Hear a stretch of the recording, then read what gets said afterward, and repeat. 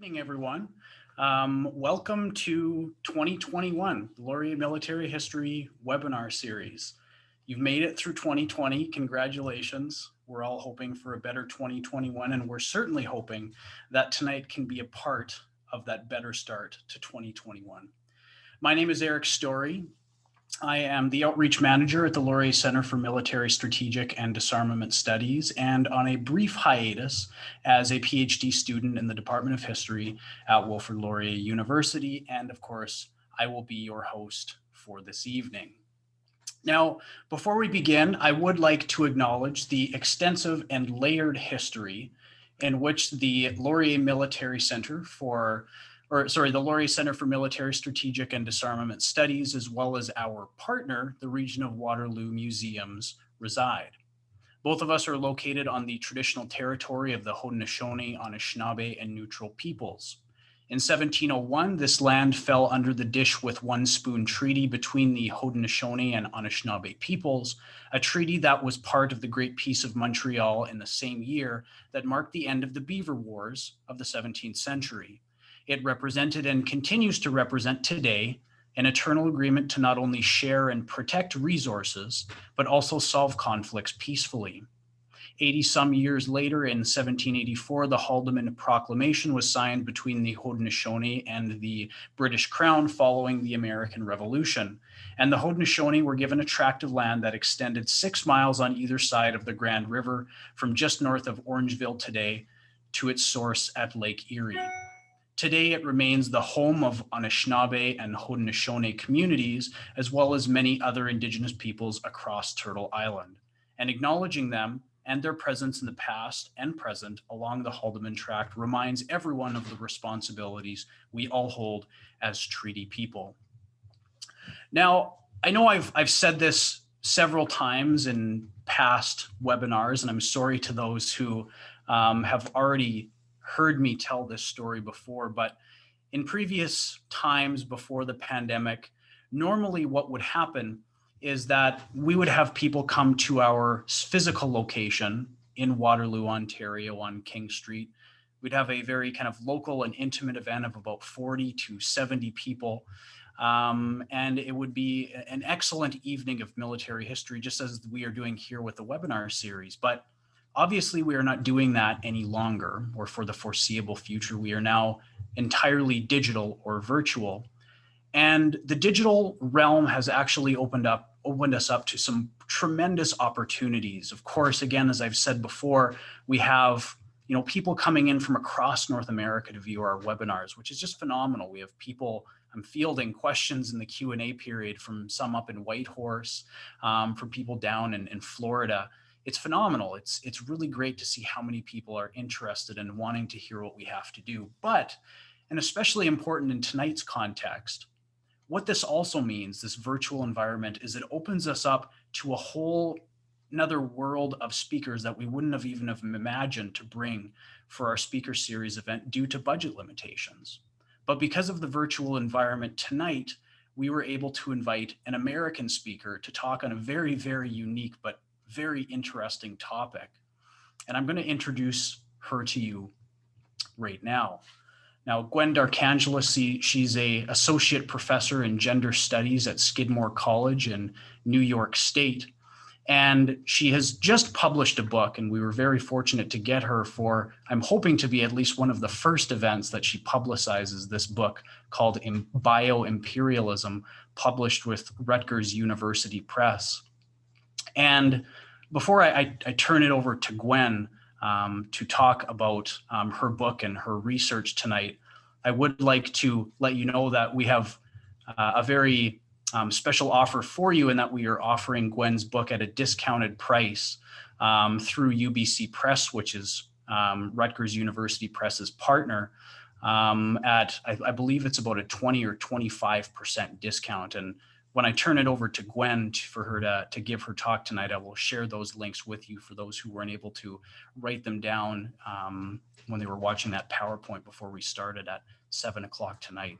But I've already been taking up too much of your time. You're not here to hear me talk about the Laurier Military History webinar series. You're here to listen to Gwen D'Arcangelis. So I will turn it over to her to speak about her topic this evening, constructing U.S. fragility during the during the War on Terror. Gwen, you can take it away. Thank you so much, Eric. I want to thank you as well as the Laureate Institute. You made this virtual setup very seamless.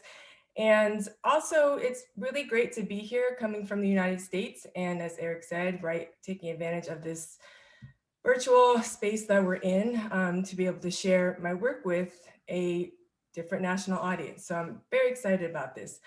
Bear with me a minute. I'm going to be using PowerPoint. So let me just get that set up.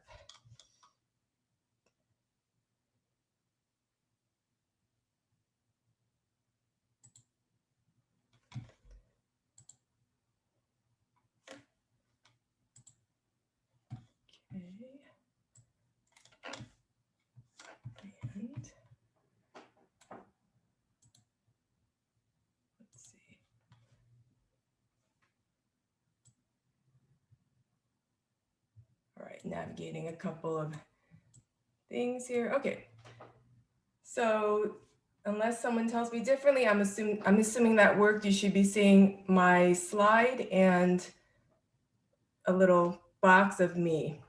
Okay, all right. So I want to tell you a little bit more about my work sort of broadly, and then I can focus in on the topic in more detail.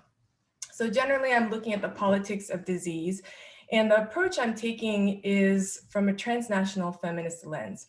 So what a transnational feminist analysis is doing is focusing on gender, but in relation to other social formations like race, sexuality, class. And it's also looking at these formations in a global context, and particularly looking at global inequalities and global hierarchies like colonialism, imperialism, globalization. So I'll be focusing on germs and the role they play in global US empire tonight. And I'm going to focus on the way the US thinks about threat and vulnerability and how those notions are gendered and raced. So first, let me start with germs. So typically, most of us, especially with the situation we're in, we think of germs as a scourge, something we want to eliminate, manage, control, right?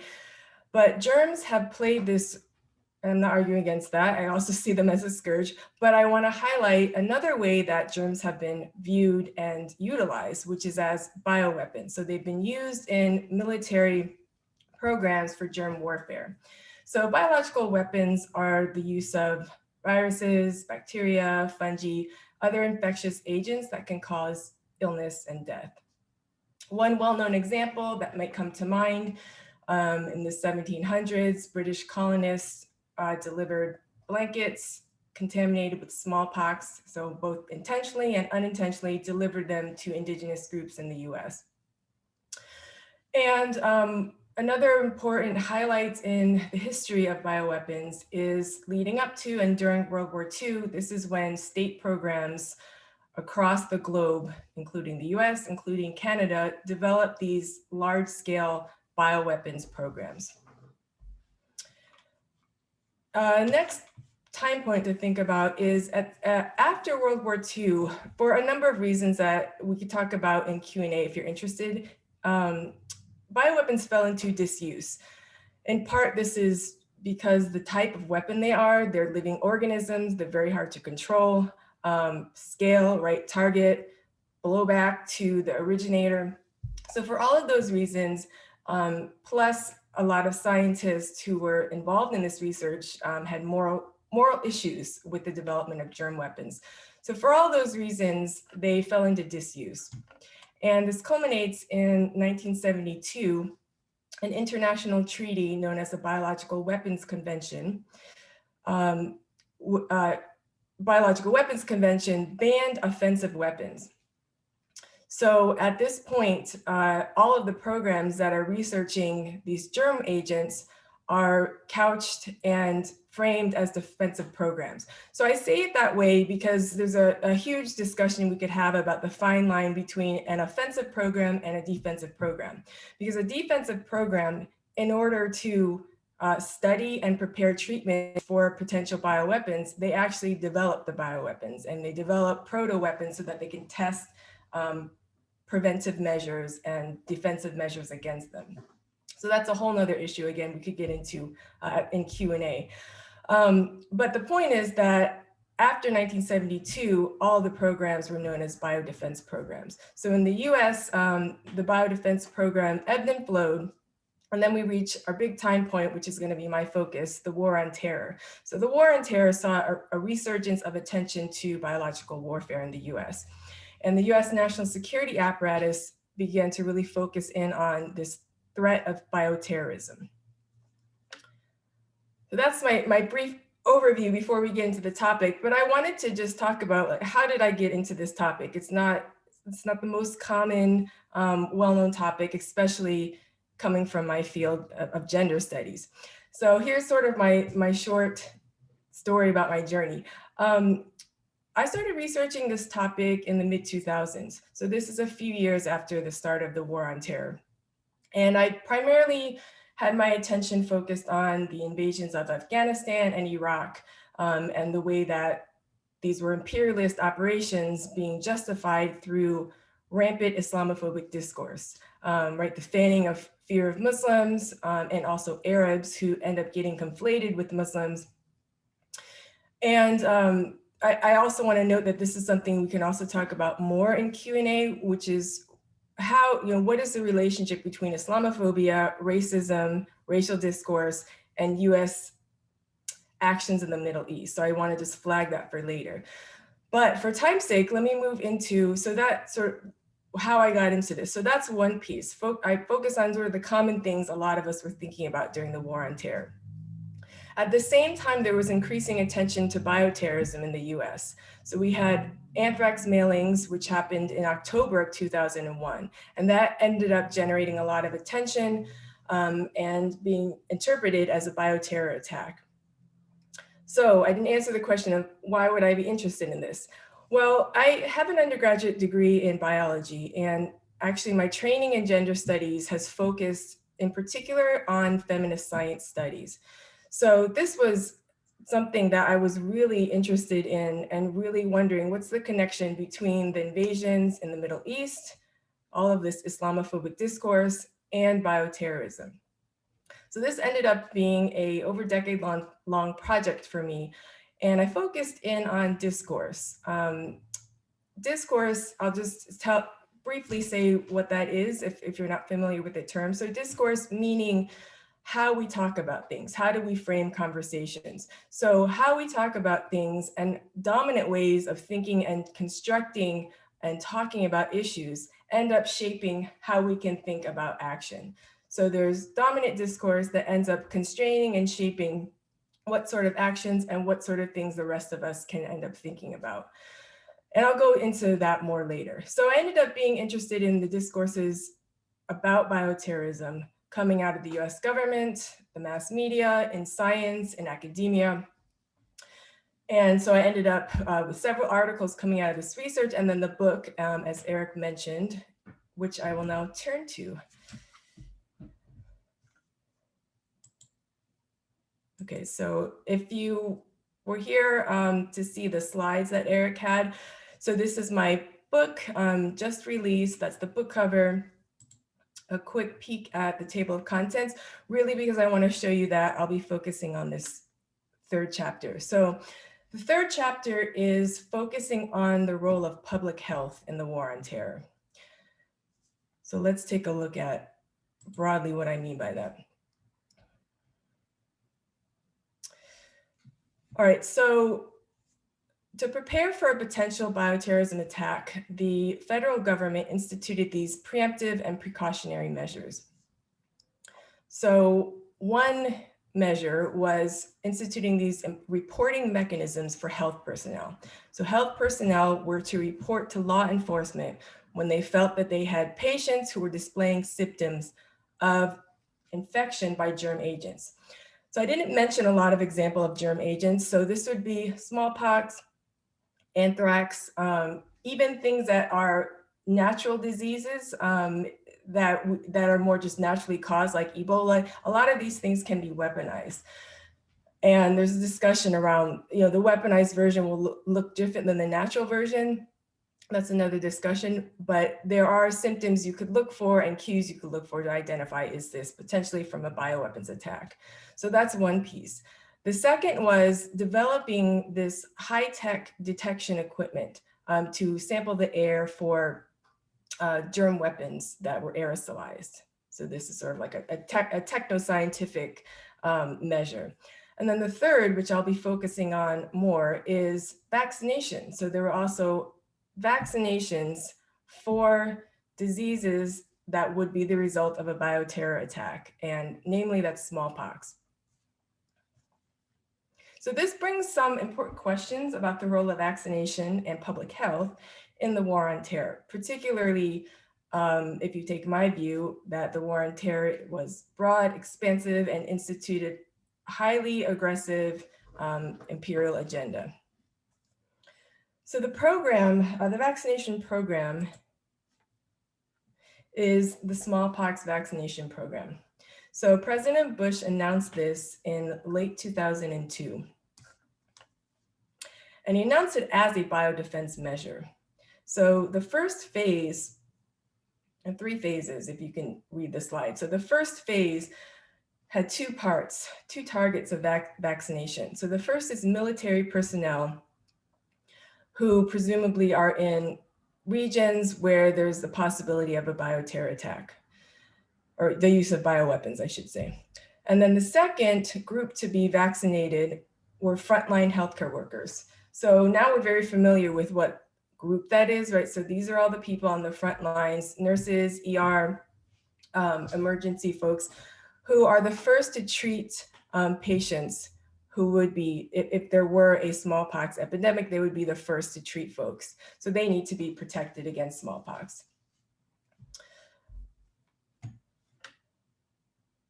And then there's 2 more phases.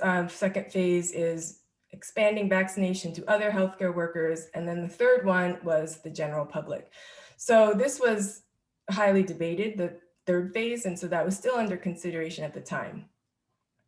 And there's 2 things I want to point out about this whole vaccination program. So one, it's unique because of the civilian component. So there are vaccination campaigns and mandates for military, again, who are in areas that presumably they might be exposed to germ weapons. So this would be on non-US soil. But it's very, very different to have a military vaccination program that is targeting civilian health workers. And the main difference with that is it has to be voluntary. It can't be mandated because they have not enlisted. So that's one thing to remember. And the second piece is that this vaccination was purely precautionary. So smallpox did not, and does not exist in nature anymore, anywhere. So this may beg the question for some of us, why would there be a vaccination program against smallpox? So for that, let me go into a brief history of smallpox. Okay, so this is a graphic that shows, so smallpox is in the center, and you see some other huge epidemic, pandemic diseases, Spanish flu, 1918 flu is what I like to call it, measles, etc. Of course, these numbers are highly estimated. There's a wide margin of error, but nevertheless, you can see that smallpox is a very devastating disease, has, over its time period, has killed a lot of folks. It's also, so it's very lethal. It also is very contagious. I should mention the lethality rate is something like 1/3. And also very contagious. But there's another part of smallpox that's important in this history, which is that it's the first disease to have been eradicated. So in the early 1980s, the World Health Organization had led an effort that culminated in no more smallpox anywhere in the world. And in fact, in the US, the last outbreak was in 1949. And I know in Canada, it was a few years earlier, actually. So this was a huge international public health triumph. So what happens next is a bit of kind of the plot twist of this story is, remember, if we're thinking about the 1980s, this is still the Cold War period. So the Cold War period doesn't end until 1991, right? So we have the US, Soviet Union, I would say the power is slightly less, right? But two big superpowers at that time. And so the US and the former Soviet Union are able to convince the World Health Organization to let them hold on to stocks of the virus. So the virus that causes smallpox is variola. So right, smallpox would be the disease, and then variola is what's causing smallpox. So while smallpox has been eradicated, these two nations end up holding on to the virus, variola, in these high-level biosafety labs.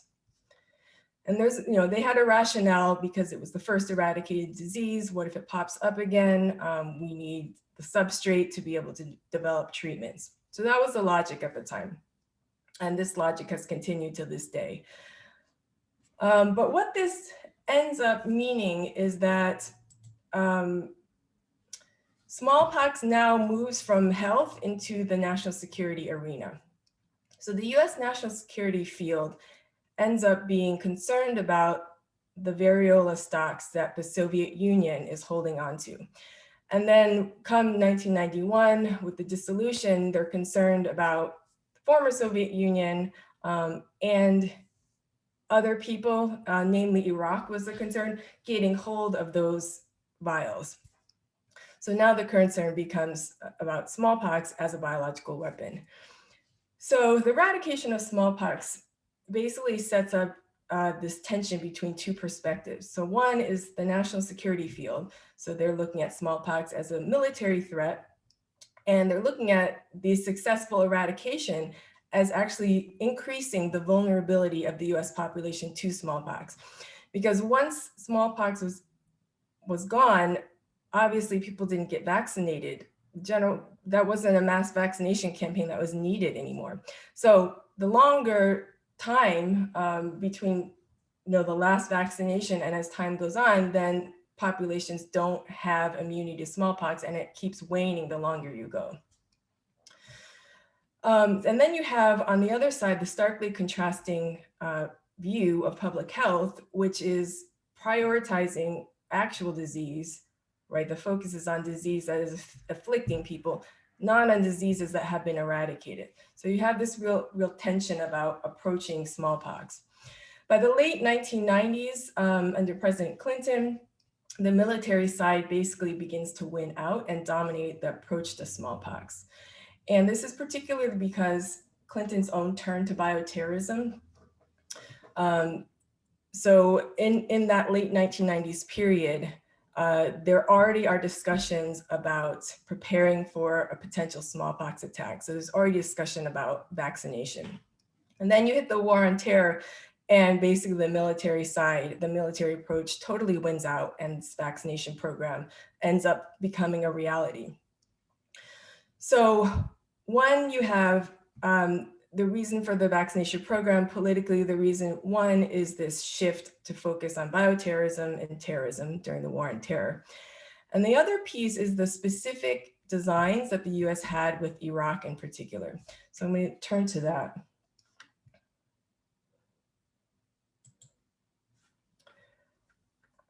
Okay, so this is a picture of Colin Powell, former Secretary of State under President Bush. He's talking to the UN Security Council. He's holding up this vial. It's just white talcum powder, but he's using this to symbolize anthrax. So he's saying this amount of anthrax would be able to wipe out New York City. So now most of us know that there was no credible threat of Iraq having bioweapons or other weapons of mass destruction, but this was the type of propaganda that was really powerful at the time in garnering support and serving as justification for the invasion of Iraq. So this focus on bioterrorism and this sort of fanning of this bioweapons threat had two purposes. So one, helping build this case to invade Iraq, and the second, which is my focus, is this domestic biodefense preparedness regime. So here comes, that's where the vaccination program comes in.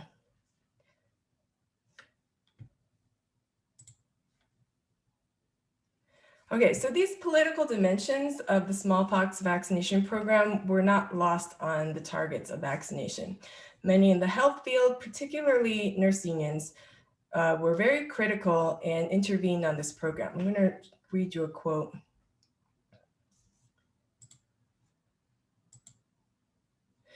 So this is from California nurses. We feel the smallpox vaccination program has been made for political reasons, not public health reasons. What it's doing is inflaming public fears. So here we see that they're really against this use of healthcare for militarism. And there's a hint, right, with this phrasing of public fears, that it's gesturing to the war on terror and fanning the flames of that. Let me give you one more quote. So this is from the Massachusetts nurses. And this is actually part of an article that was titled, "Vaccinate Against War, Not Smallpox." So the quote says, "We say no because vaccinating in the face of no known threat is wrong. It represents the use of healthcare as an extension of an aggressive military posture. As healthcare professionals, we have pledged first to do no harm. We have pledged to use our skills to help all those in need, regardless of their beliefs or their position in society. We will accept the smallpox vaccination when it is part of a worldwide effort to eradicate the disease. In that event, the healthcare workers of Iraq would be inoculated as well." So I really like this quote because it shows many layers of analysis, both in health and political terms. And I see them as really questioning the utility in health terms, right, given there's no disease present. And I also want to throw in another background piece, which is the side effects, right? As we know, vaccines have side effects. This particular vaccine has a little bit more side effects than others, but all of that is really not the point, right? Normally, vaccine side effects are worth it to most of us when you put on balance the disease, right, that you could get, especially something like smallpox with the high mortality. It's a very lethal disease. But that's an existing disease. So if there's no disease, then those vaccine side effects end up looking not worth it for most people. So I wanted to give you that piece to contextualize this resistance to the vaccination program of smallpox, because I wanted to distinguish it from the ideologies that tend to be part of like the anti-vaxxer movement, right? That's a very different set of ideologies that are driving that. So just to differentiate those two things.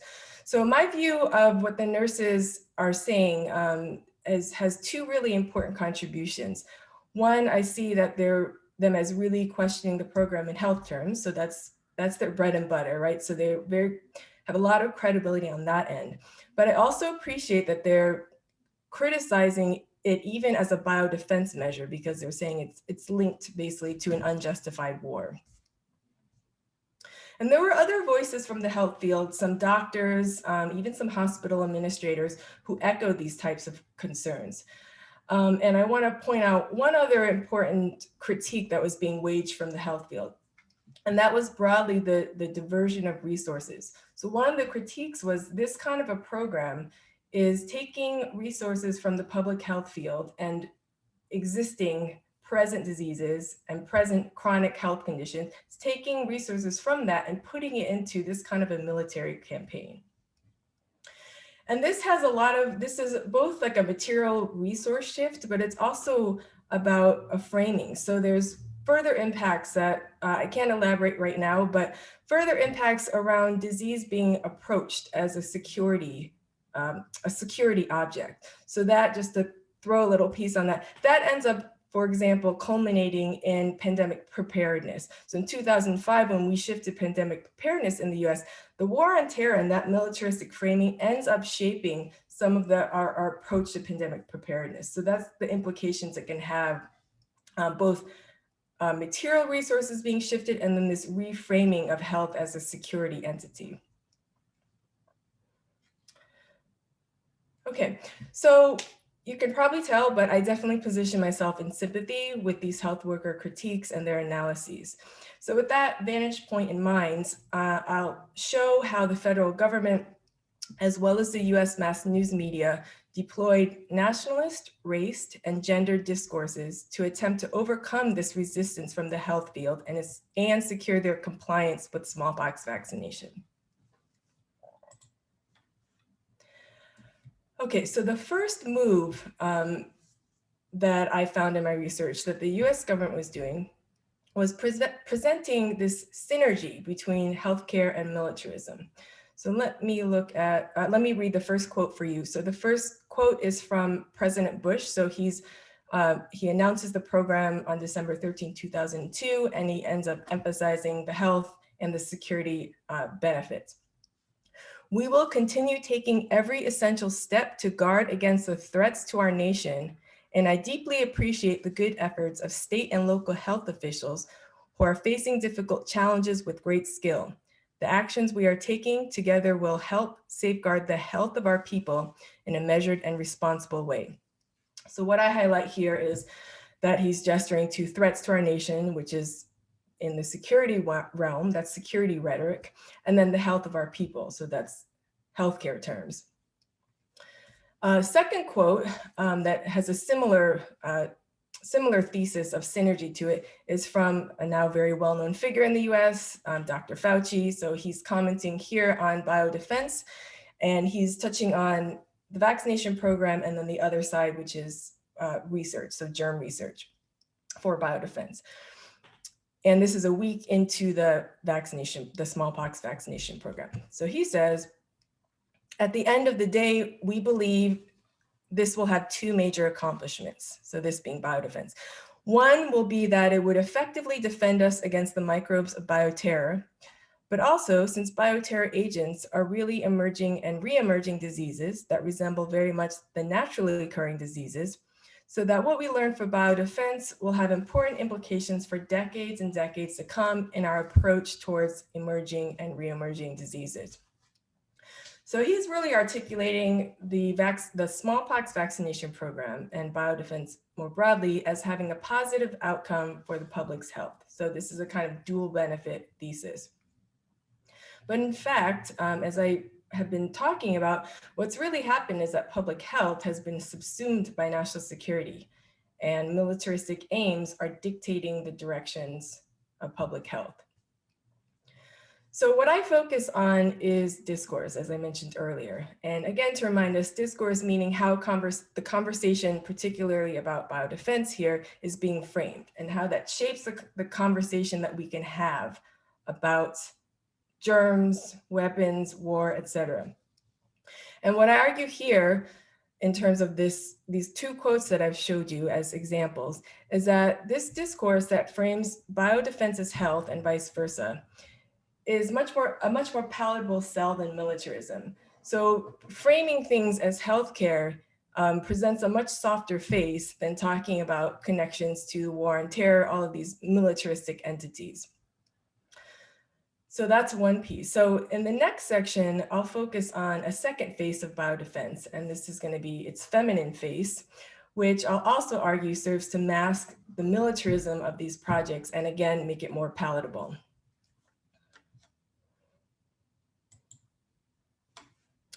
Okay, so here I'm going to be looking at mass media.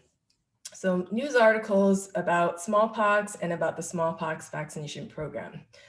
So dates-wise, the program was set to start in late January 2003, and it ended up petering out in July 2003. And again, I'll flag this is something we could talk more about in Q&A if you're interested in, but this program was not very successful is the point. So didn't achieve its goals, in part because of the resistance of health workers. And throughout this period, January through July, there's quite a few articles that come out about smallpox. And what I noticed was there were a set of maybe, I would say eight or so photos that were widely repeated across different news outlets and circulated. So let me show you the first article. There we go. Okay. So this is this is an example of one of the articles about smallpox. And these three images are ones that, as I said, appeared in other articles and repeatedly. So the first picture, so the top, actually, let me start with the bottom one. The bottom one's a little bit cut off, but the bottom one, what you're seeing is people lined up to get a smallpox vaccination in the 40s. So this is a 1940s US campaign drive. And to remind us, this is a period when the disease is rampant. So this is like a serious health concern at the time. And similarly, the top right is a smaller image. And so this is a picture of people getting vaccinated. Same period, 1940s. And then the top left is actually a picture of the smallpox hospital in New York, where a lot of these vaccinations took place. It fell into disuse, it's not used, it's quite dilapidated. So let me tell you a little bit about what the article is saying. So basically this whole article it's called A City in the Time of Scourge, and it's really recounting the success of past smallpox vaccination campaigns. So with that, brief framing of the text in mind, the question I'll throw out to you all as the audience is really thinking about what does it mean to show these old images, so images from the 40s and then even the dilapidated hospital. Actually, that image was taken in the 90s, but it has the same old-timey effect. What kind of messages are readers getting just from the images? So before I talk about my interpretation, I will show you another article. So this article, checking cities' archives to solve a medical mystery. This article, so the text is talking about some of the side effects I mentioned of the vaccine in 2003. So there were some new kind of complications that vaccine recipients were getting. They were cardiac, and three vaccine recipients actually died from heart attacks. So there was a huge controversy, right, trying to figure out, did this happen because of the vaccine, or it just happened, right? The correlation versus causation issue. And at the time it was still under debate, but ultimately this particular journalist argued that the vaccine was safe. So, right, that's something to note, that while this controversy is happening, the journalist decides to take that tack. So with that in mind, I want to focus in on the images. So generally, I would say that most readers get the sense that these are vaccine recipients who are clamoring, and they've lined up for blocks. You cannot really see, I don't think, as well the facial expressions, but they're very eager to get this vaccine. And again, that makes total sense to me because this is when smallpox is rampant. But my argument is that these kind of images are sending a very different and a very misleading message in 2003, because there's no smallpox anywhere in nature. There's not necessarily, there wasn't, and there, I would say, shouldn't be a reason to be clamoring for this vaccine. And certainly these articles are not mentioning the militaristic campaign against Iraq, right, as part of this. So what I argue here is that the photos are helping to construct a notion of US vulnerability to smallpox and to Iraq, because that was the connection being made, is that Iraq has biological weapons. And they're making this construction of US vulnerability by deploying the figure of the most sympathetic victim in Western discourse. So the most sympathetic victim in Western discourse is the white woman. So this is a huge area of feminist scholarship. Feminist scholars have shown this frequent use, both rhetorically and symbolically, of white women in national discourses to garner sympathy, fear, a sense of vulnerability, a call to action to defend against external threat. And the US certainly used this type of rhetoric and imagery largely. I'm not talking about these images right now, but largely this was a widespread phenomenon of narrating and imagery that portrayed the US as a vulnerable nation. and in gendered terms. So on the one hand, there was a fanning of Islamophobia and anti-Arab racism. And alongside this was this frequent rhetoric portraying the September 11 attacks and the targeting of the trade towers as some kind of emasculation. So this is a kind of gender terminology that I'm talking about. So portraying it as an emasculation. I want to mention the scholar Alison Cole. She has a book called The Cult of True Victimhood. And she talks about this rhetoric of portraying the US nation as vulnerable woman. And in particular, in the War on Terror, there was rhetoric, et cetera, of the US nation as a woman being violated by the brown male terrorists. So these are really gendered and violence against women type of rhetoric being used. So coming back to the images I'm looking at, I'm analyzing the images around vulnerability to disease and germ warfare in the context of this cultural production landscape, right? This landscape, this larger discourse. And I'm drawing connections between what we see in this one instance and how this connects to the larger narrative of US vulnerability during the War on Terror. Okay, so moreover, I want to point out another thing looking at these two articles. So you may notice the first article, the top right, that is the same image actually as the one featured in the second article. The difference is the second article has cropped out the original photos. It's cropped it in half. And so the cropped photo, what's cropped out, it was really interesting to me. So what's cropped out is white female nurses who were also delivering the vaccine, and white male vaccine recipients who were getting the vaccine. So what that ends up meaning, if you follow that, was in the cropped photo, all you have left is a white male doctor and all white female vaccine recipients. So there's no other configuration of gender. So that, for me, the discourse that ends up shaping and the imagery, the way that imagery portrays, sorry, I misspoke that. The type of symbolism that invokes is this image of the epitome of medical authority. So this is the white male doctor, and the epitome of vulnerability. So this is the white woman receiving vaccine, right? Receiving protection. And this is part of when I mentioned my feminist science studies background, is looking at the way gender, race, science, medical authority, how those things intersect and how they interact and what kind of assumptions we have about it.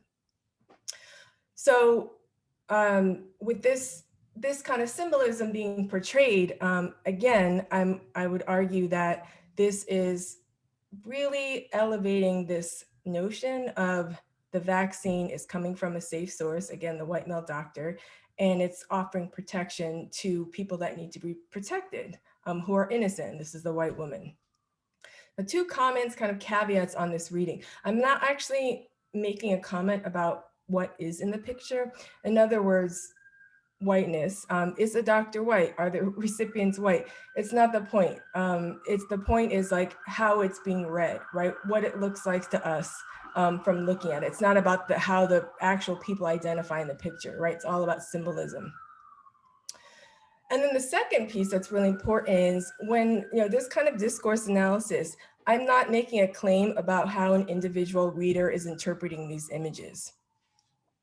What I'm talking about is the dominant messaging and how it invokes dominant discourses and what themes emerge that are likely being read a particular way by most readers, right? So each reader is going to have like divergent readings on anything they see, but we're all still within dominant cultural messages, and we're all sort of steered towards certain ways of viewing and interpreting things. I'm going to show you one more image. Okay, so this is an image of young white girls getting vaccinated. So again, this is that same period, the 1940s, And again, I'm going to make the same point that the use of this image is connoting a sense of vulnerability, particularly because these are children, right? This phrase, women and children, is something that's touted all the time as innocent people, innocent victims, those who should be protected. So again, really hitting home on this idea that these images are circulating notions of US vulnerability. Okay, so my larger point here about the news media is that journalist selection, it's not even about a tet, but journalist selection, the effect that it has, right? With circulating these repeated images of gendered, raced vulnerability in all of these articles, what kind of effect it's having. And so I argue that this is bolstering the government's rationale to amplify the notion that smallpox is dangerous and that we are vulnerable to smallpox, and therefore this vaccination program is necessary.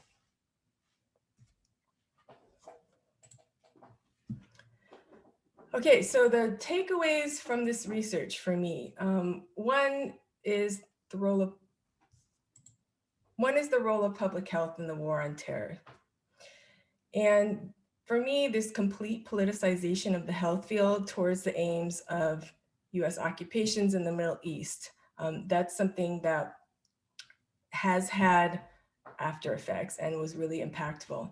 The second thing that's an important takeaway for me is the role of nationalist discourse.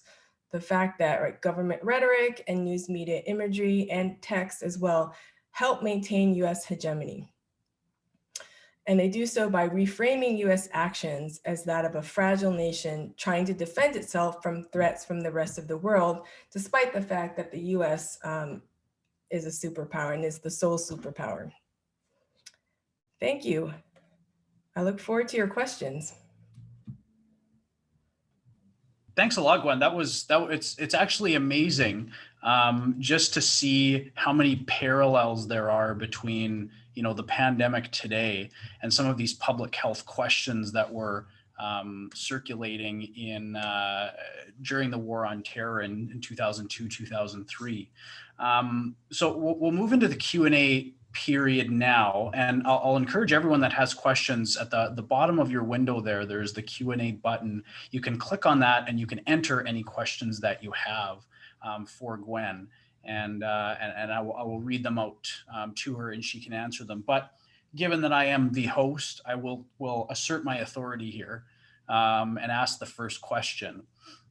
Actually, before we do that, Gwen, would you mind just stop sharing your screen? I've been trying to figure out, maybe I got flustered. Wait a minute. Okay, oh, there we go. All right. There, okay, perfect. So yeah, I'm gonna ask the first question here. I've noted down a couple of them, and I'm wondering if you could maybe speak to, and again, this comes back to these similarities that I'm really noticing going on over throughout 2020 when the pandemic came to North America.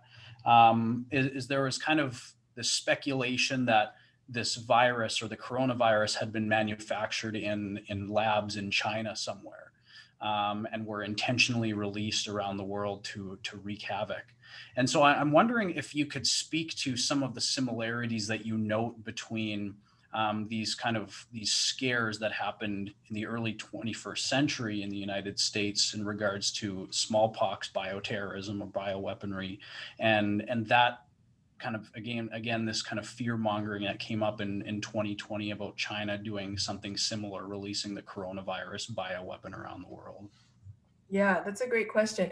So I have two things I'll say about that. One is that right before the war on terror, and I would say maybe since the late 1990s,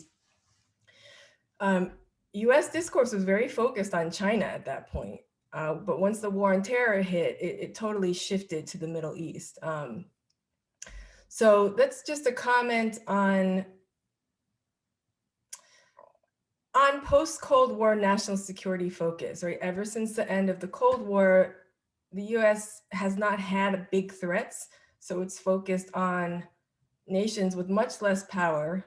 Yes, China has been increasing in power, but really much less power. And then these non-state actors and groups, right? So that's been the shift. So there's always some kind of focus, and then maybe it gets taken over in the war on terror, and that declines a bit, and now it's back to China type of thing. And of course, depending on like the actual power that these entities have, right? Because the bottom line is the US is trying to maintain its superpower status. So that's one thing. But then in the germ part of it, the first two chapters of my book focus heavily on the US biodefense programs. So this happens in a lot of arenas, but the way that the US, for example, is looking at, Iraq at one point did have bioweapons programs, but the way the US looks at other countries' programs and military is not the same way the US looks at itself, right? So we have a huge biodefense program, nuclear, all kinds of weapons, right? And proto weapons. But one of the things the US does is really police the capacity of other nations, particularly if they're enemies of some kind. So all of that is to say, back to COVID. So you have the xenophobic anti-China stuff, which is about military, but it's also about disease discourse. So in the US, diseases are associated with racialized immigrants. So it's kind of its own history. And then you have that converging with US military focus on China, right? And then you have the bioweapons piece. So the last thing I'll say related to that is, it is not very possible, it's not the right word. It is possible that COVID came out of some biolab. I'm not saying it did or didn't. I mean, this is even trying to figure out the origins of COVID is just a whole mess, right? There's just no way to really figure that out, and it almost doesn't matter. But what does matter is that there are biolabs. The US has them, China has them, many countries have them. So that's why I say, yeah, there's a possibility that any germ is a possibility that it was engineered in a biolab and is not a natural occurrence. Whether COVID is I don't, for me, it's almost irrelevant. It's just that we have these labs, the US, other countries, and these kind of germs have leaked out. That's what happened with the anthrax mailings. That was, well, they can't be sure again, but the FBI has put on Bruce Ivins, who was a biodefense scientist. He was working in US biodefense, and certainly anthrax came from our lab. So yeah, that's my long answer to that. I think that's a good answer, and an interesting one. We have another question coming from someone in Waterloo. His name's Yiwen Zhang, and I'm sorry if I pronounced that wrong. But he has a question about this idea that you spoke about briefly, about kind of U.S. emasculation by a quote unquote brown male terrorist. He's curious if you could maybe expand on that idea and a little bit more through the research that you have done.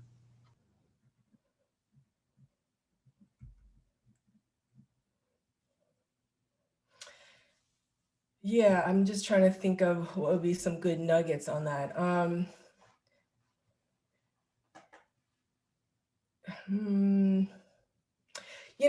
guess I'm going to make 2 points.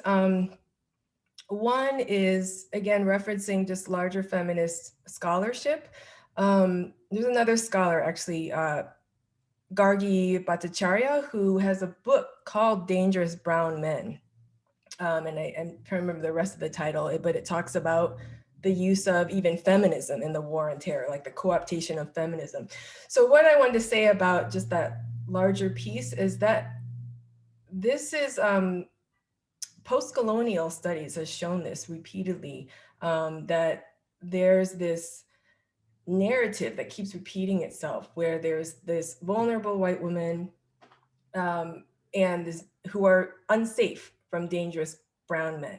And even in the local's not the right word, even in the kind of intranational context of the US after the transatlantic African slave trade. But there was a similar narrative around, and this is after Reconstruction, I think, but around dangerous Black men threatening white women, right? And then lynching would happen. So this kind of narrative has been very useful to people in power to try to control Black and brown people of BIPOC populations, basically, and in the US, but in other places as well. So I just want to expand, I wanted to expand on just how prevalent that narrative is, because that's like been a tool to excuse all kinds of, that's how they lynch Black men, you know, this is how they excuse that. This is how they excuses NSEERS, which was this detention of foreign nationals, but only ones from Arab and Muslim majority countries. And then, so the part I want to connect to my research, oh, I'm sorry, there's one more piece. And then there's in that larger discourse, there's also a lot of this portrayal of a nation as a woman. So like woman as nation, and that being sort of, where to assume from that that's nation is vulnerable, right? With sort of gendered sexist type of tropes. But other places it showed up in my research, you know, this thing I'm talking about, because this vulnerable white women as a stand-in for the vulnerable US, this is just rampant throughout the war on terror. So in other parts of my research, where I'm focusing on the biodefense industry, there's some interesting / problematic stuff around this dangerous brown man type of idea, type of trope, shaping sections of the Patriot Act, for example, that are about bioweapons control. So like even in like legal places, this legal discourse, I should say, legal discourse, this dangerous brown man trope ends up being kind of thrown in to justify biodefense. So it's just this, for the US, is a very like useful trope, useful theme to invoke whenever you want to justify a bunch of defense measures. That could be vaccination, that could be tinkering. So biodefense research has a lot of tinkering with germs. Tinkering meaning producing them, producing variants of them. So like what COVID is doing and the flu does naturally, scientists also make that happen, sometimes through genetic engineering. So that's part of what I look at, is just what do these tropes mean, not just for the people, obviously very negative, right, to be understood as a dangerous terrorist just because you're part of a particular group, but obviously dangerous for those groups, but also like those kind of Islamophobic tropes are useful when the government wants to justify a bunch of, could be invasion, could be a biodefense industry, right? And then you have like whole scientific enterprise being involved in that, and that scaffolding being part of what makes funding shift to some research versus others. So I'm really looking at these tropes and how they end up pushing these institutional shifts in health, as I showed, and also in science. Thanks. I'm actually going to follow up with another question from Gwen again, because it fits right into along a kind of a similar vein. And he's curious if, he's curious if you have come across other ways that war and militarism are feminized, other than just strictly through public health. Sorry, wait, say that one more. Other ways war. The other ways in which war and militarism can become feminized, other than just through the conflation of public health, as you talked about in your. Yeah, so that's going a little bit outside of my scope, but I have a specific example I can think of. The Israeli military uses the femininity very well for its military aims, because they enlist women as soldiers too. So other scholars, so Gil Hochberg is someone who's really talked about how Israel uses, these are real women, it's not even just images of them, uses in brochures pictures of its female soldiers as a way to to soften, she says, to soften this military, basically to soften the face of the military. So because in larger discourse, there's these easy gendering of, we could say caregiving is feminine. Part of it is about who's done that work, but then, it takes off into that domain just becomes associated with femininity, right? And then the military, that domain is associated with masculinity and a bunch of, associated themes. So, yeah, so she argues that advertising female soldiers is a way to soften like the militarism of the military, basically. I will add one more thing. It's an intersectional analysis. There was one other thing that Bush did was with Condoleezza Rice, for example. There was a trying to have women and people of color, or people who are, or women and people who are women and people of color, as the face of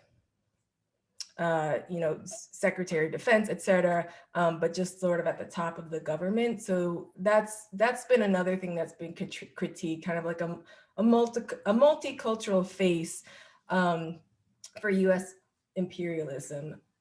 So that's both about race and gender. Yeah. Thanks. It's Matt Baker here. Eric dropped off. He's trying to log back on. So I'll field the next question. I wonder if you could speak a bit to the role of the anthrax attacks in shaping the discourse on smallpox as a potential threat. Yeah. Right. So that's another, this I wrote about in an article. The anthrax mailings, as I mentioned, they were immediately seen as a bioterror attack, and then they were immediately being investigated and connected to, is it from Al-Qaeda, Iraq, who did it? But the actual facts of that case ended up shifting the FBI's focus very quickly, because it took a lot of scientific analyses. But very early, I think it was like 3 weeks in, they were already thinking it was a within the US source. And then very soon after that, by 2 months in, they were pretty sure it was from a legitimated science lab and scientist. And then eventually from there, they traced the actual strain into this particular flask of Bruce Ivins, who works for biodefense, the US biodefense. So definitely the anthrax mailings were the centerpiece for this shift to bioterrorism. But I had mentioned like Clinton already was shifting to that. Of course it ramped up further, right? And so then it becomes anthrax. So there's kind of separate histories that converge. So you have anthrax having actual mailings, like real mailings attached to it and a real incident. And then you have this debate that I mentioned about how to approach smallpox, right? Do we just treat it as like done, it's been eradicated, we're done, or do we treat it as this like ever increasing bioweapons threat, right? So that's why anthrax and smallpox were the real focus of biodefense and bioterrorism preparedness, because of their specific histories. But the other things I talked about, the reporting of having healthcare workers report symptoms that are potentially linked to a bioterror attack, that was not just about anthrax and smallpox. Like there were lists. The CDC produced a list of agents that presumably, have been weaponized in the past and presumably could be weaponized. So there's a whole list of that in different tiers that were part of what was being given to healthcare workers to look at, or part of what was the detection machines were being calibrated towards. So definitely the anthrax mailings were focused. But I will say one more thing. The anthrax mailings, it's this thing that happened with Timothy McVeigh and the Oklahoma bombings, or this is a white man in the US, right, which we then labeled domestic terrorism. He does an act, a violent act, the bombing. And then the law is passed, right? So that was the action that happened. I remember the acronym, but not the full name. It's AEDPA, Anti-Terrorism, et cetera Act. And that's supposed to be, that is very heavily focused on, so-called international terrorism. And then, so that's like in the law. And then in practice ends up targeting mostly Arabs and Muslims. So this is one of the things that happens. So similar in anthrax millings, as I said, like within 3 weeks, they're not thinking it's from any foreign source at all. But right, the focus on bioterrorism is presumably this foreign threat, this other, right? And then we get into like the Islamophobic aspects of that. Thanks.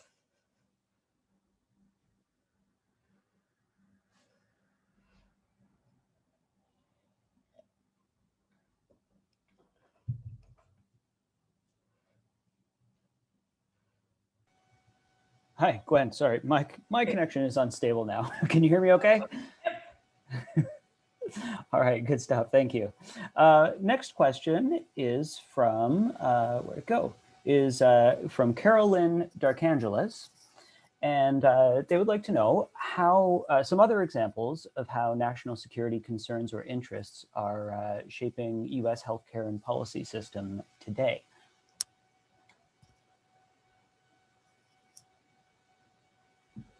Yeah. Yes, you know what, let me go, I had flagged this in my talk, pandemic preparedness, which obviously this is very germane to today. Okay, so what I want to say, and I do cover this, just to say, I cover this in my book as well. By 2005, the US had turned its attention to pandemic preparedness. So pandemics are more likely than biowarfare attacks at this point. So I do think that was a good shift.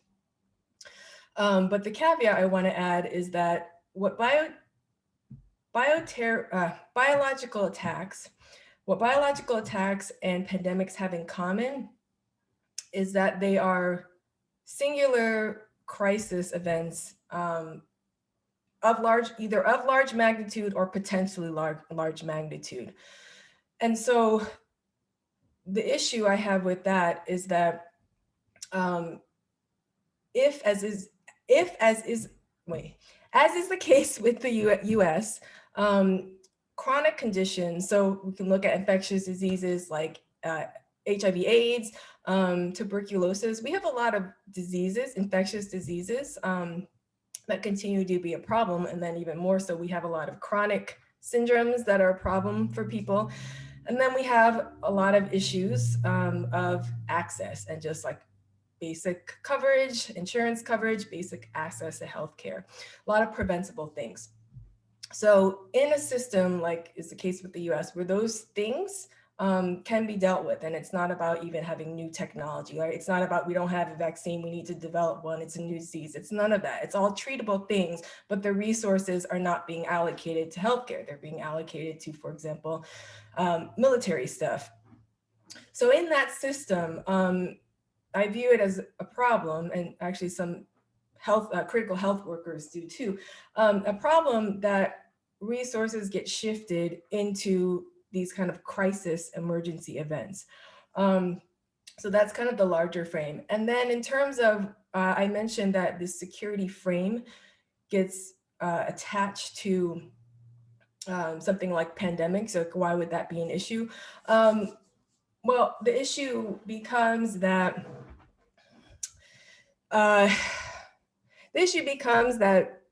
basically it shifts the emphasis from infrastructure, right? So like if there's basic health infrastructure, not only are all the things I mentioned just the chronic everyday, like the things that we face all the time, not only is that addressed, but when a pandemic or a real crisis event like we have happens now, obviously those things translate into help for pandemics, right? If you have like a basic care system in place, then like it's easier to just ramp up what you need, right? And then like you need to develop new vaccines like we have now.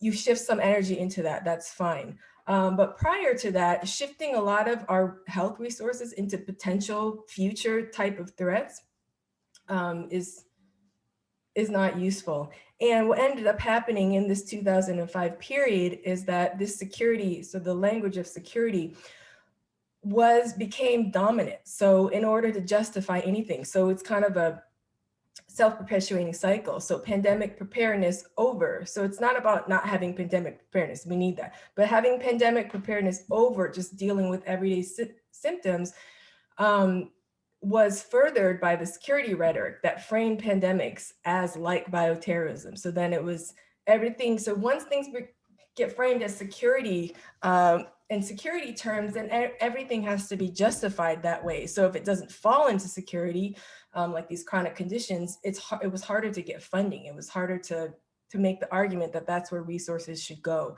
So there's kind of that amped up, exaggerated nature of calling something a security threat, and resources go that way because as I've mentioned, the military and our national security is where the US puts most of its resources.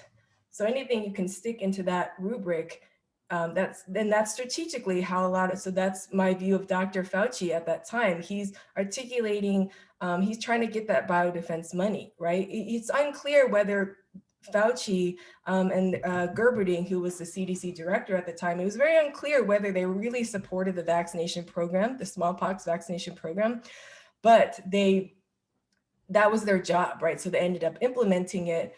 And I think there was a strategic way of just trying to get kind of the crumbs of, if you're going to throw things at biodefense, then if we can articulate it as a health concern, we can get some of that money and maybe do what we want with it, maybe not. So that was an issue as well.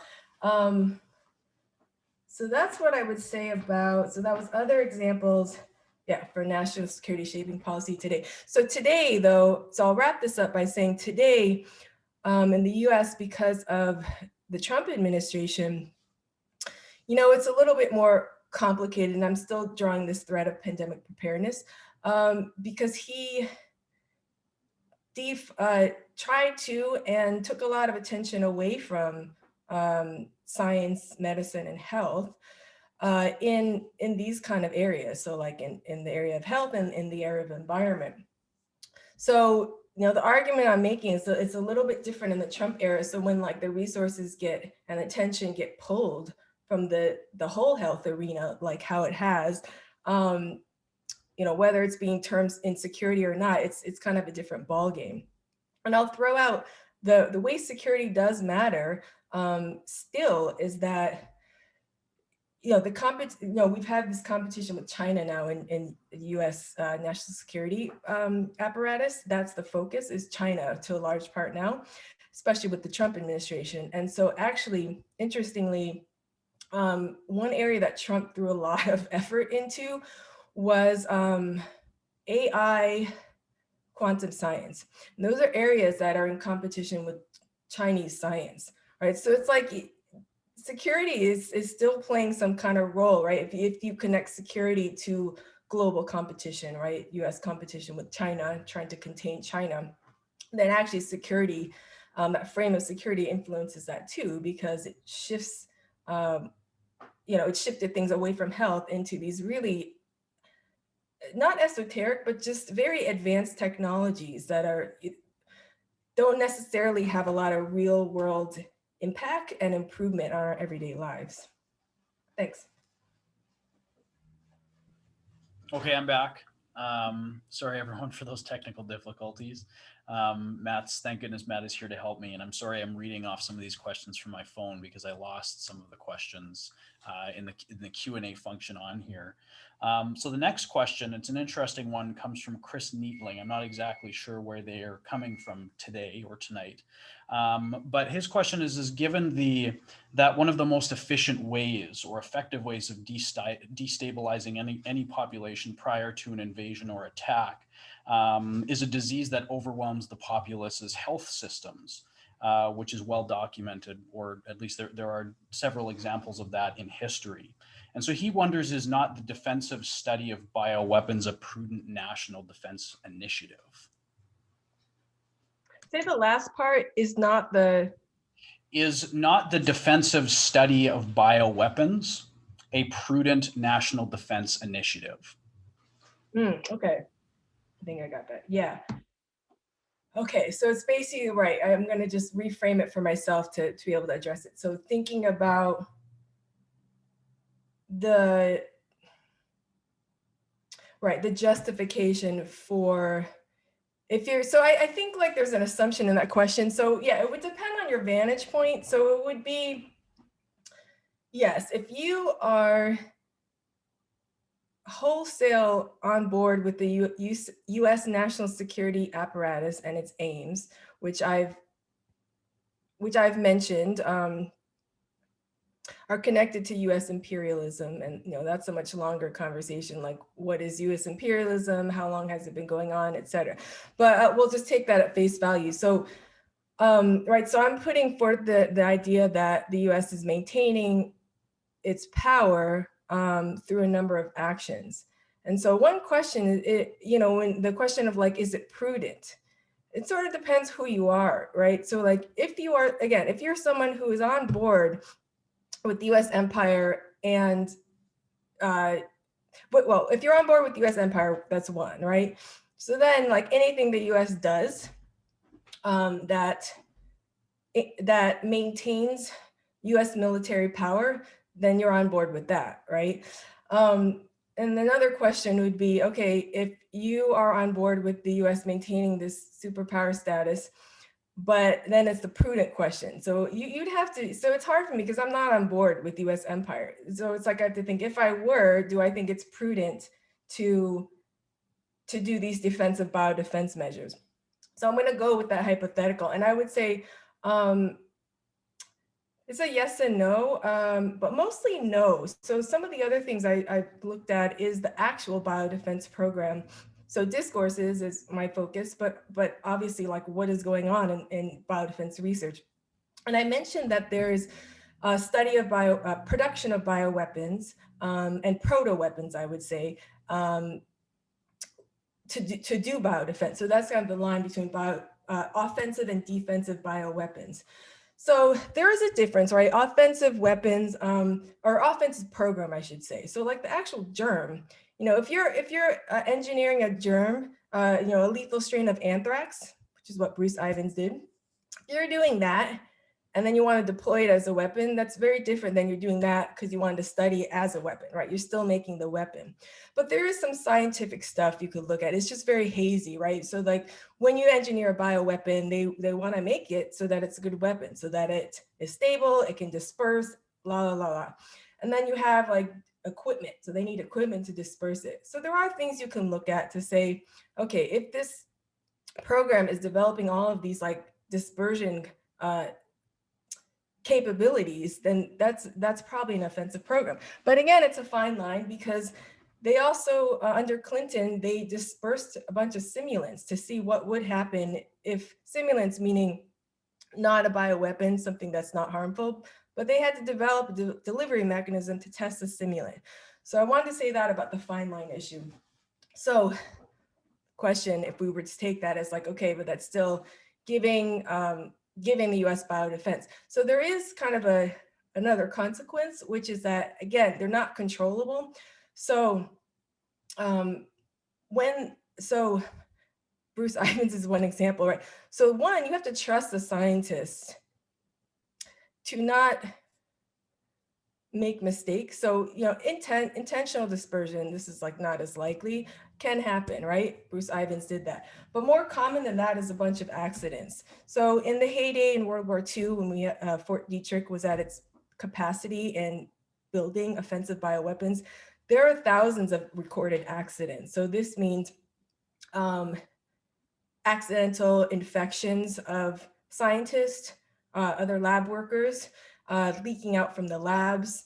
Even in our period in the 2000s, there were a couple accidents where they shipped out live anthrax, but they thought it was dead anthrax. So even those kind of shipment mistakes happen.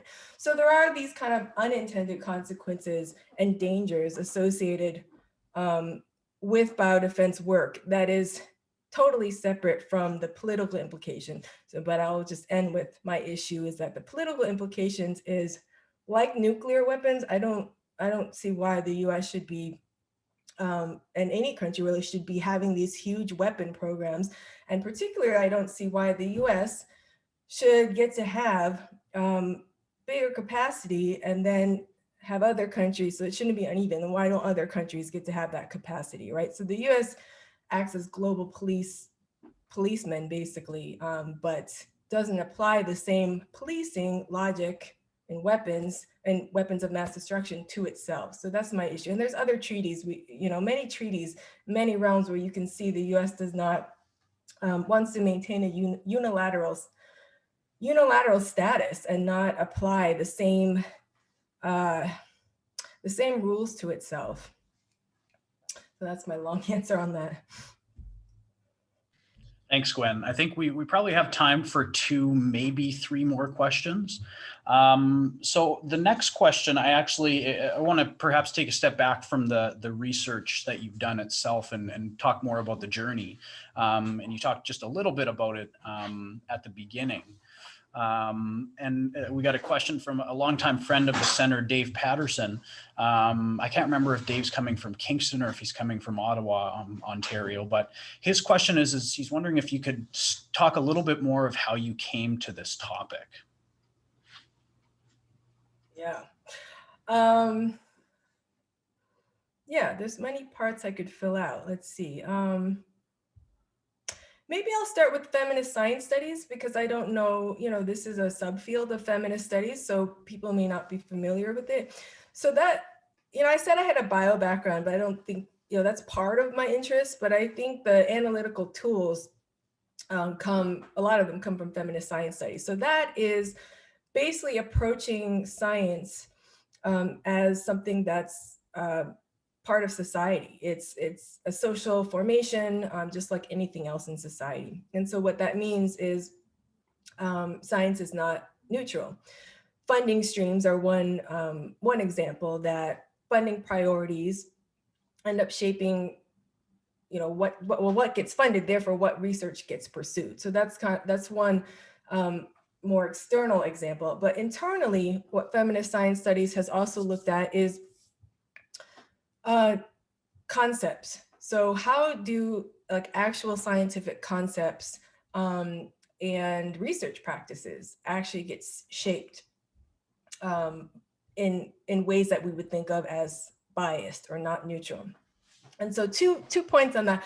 One is that scientific research and theories are very much shaped by the scientific theories that preceded them, right? So it's not like people are thinking of theories out of random elements. Like there's a history of the field, a history of thought that ends up kind of steering people a bit, right? Even if someone is going against that history, they're still in reference to that history of thought. So that's one. And then the other piece is looking at social thought, like ideas about gender, ideas about sex difference, ideas about, right, we can think of like scientific racism, right? Those kind of like wider society norms, thoughts, beliefs, assumptions, how those kinds of things also shape scientific theory. So I have a mentor, Banu Subramaniam, who has, and she practiced, she was a practicing scientist, but she's looked at how xenophobic metaphors travel between immigration discourse and conservation biology. So she's looking at like the co-construction between scientific discourse and non-scientific social discourse. So that was just to give you kind of like the way that I was thinking about intellectually, the way that I was approaching a lot of social topics. But it really turned my attention to just constantly looking at, okay, what's happening and things we think of as outside the scientific domain and what's happening within the scientific domain. So that was my earlier narration of, I was very attuned to the war on terror and the things that most of us were talking about, like what's the threat? Is it racialized? Is it racist? Is it sexist? Like that kind of stuff. But then, I started becoming attuned to these focus on bioterrorism, biodefense, and really thinking about, okay, so we have a whole biodefense industry. What's going on with this? And then learning about, again, US imperialism aside, like this is dangerous work, and so there's a combination of a military push, right? It's military purposes, but also like the scientific innovation piece, there's right, there's that push to keep making progress, right? Just for the sake of progress in terms of, I'm not talking about social, cultural progress, but just progress in scientific knowing. So there's kind of that issue of, should you be tinkering, and they did with smallpox and genetically engineer it in different ways. And they were crossing it with other similar viruses. Like, is that something you should be doing just because you want to know more? Right? This is separate even from the military question. So those kind of things drew me in to the topic. And really, I was wondering, what's happening in this bioterrorism realm? This is a bunch of scientists doing this. So are they on board with the war on terror? Are they, what is the reason they're doing this work, So that was that piece. And then later, actually the public health piece that I talked about today, that came out of, once I got immersed in research, I ended up finding out that basically that happened, that public health got enlisted. And I was very interested in the nurse unions, which I did highlight, because they have some incisive analysis that's looking at global geopolitical dynamics, and this is from the health field. So I found that really interesting. And then pandemic preparedness was literally what Bush turned to in 2005. So that took me out more into it took me more out into what the US was doing in the world, besides the obvious, which was the invasion of Afghanistan and Iraq. It took me out to global health, basically. So in that focus, the US, this was a flu. We're talking about pandemic flu, 2005, and the US just wasn't affected by that. But there were other nations that were. So I ended up being interested to see how is the US, what's the US's role in global health endeavors, particularly if it's not even affected by disease. And it reproduced a lot of the same kind of national security rhetoric, again, because the US wasn't affected. It was very much like, we need to keep out, this, we're familiar with this now. We need to keep out this flu from coming here. We need to so they're looking at China again, and then later Indonesia. We need to make sure that they will help them, so we'll help ourselves. So this is also a nation-based national security frame. There would be rhetoric, and it will help global health, but primarily it was, we'll help them so that we don't get their stuff, right? So that was, these themes that I'm interested in played out throughout the war on terror, and the way that it shaped science and the way that it shaped health. I think that is.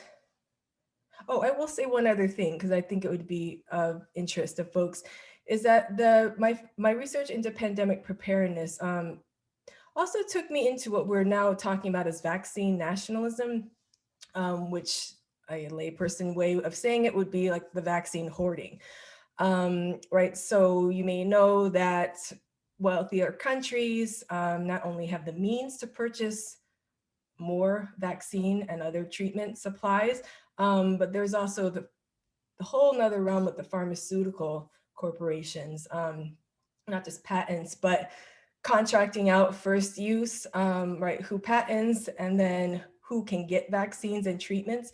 So different than what is happened now. The pandemic flu 2005 didn't turn out to be a pandemic. So it's affected certain countries more than others. So it's very different than COVID, because everyone's affected, every country's affected by COVID. So the disparity in being able to access a vaccine It's just that. But the extra layer during the 2005 flu is that the countries that could not get access to the vaccine were being affected by the flu. So in this case, you have a country like the US that had pandemic flu supplies, but no cases. And then you had Indonesia with a bunch of cases and could not get the vaccine. So there was a real layer, extra layer of inequity there that is important to think about.